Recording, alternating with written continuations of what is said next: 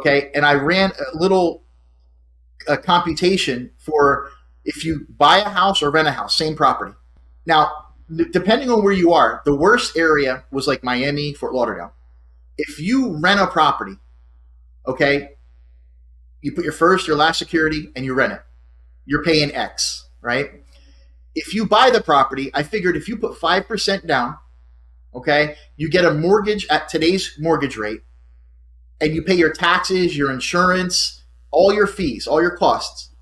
It's costing you in Miami and Fort Lauderdale about maybe $1,250 to about $1,750 a month less to rent the same house you would buy. Now in Jacksonville, it was the lowest. It was about $750 difference to rent it, cheaper than buying it.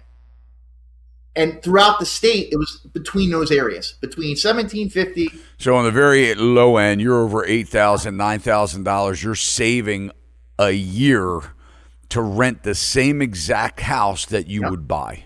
Yeah, and that's just simple computations. You take the average rate, you take the average rent, you do the calculation, you add the HOA. If there's an HOA, you add the taxes, you add the insurance, and the numbers don't lie, man. And you don't have to fix it.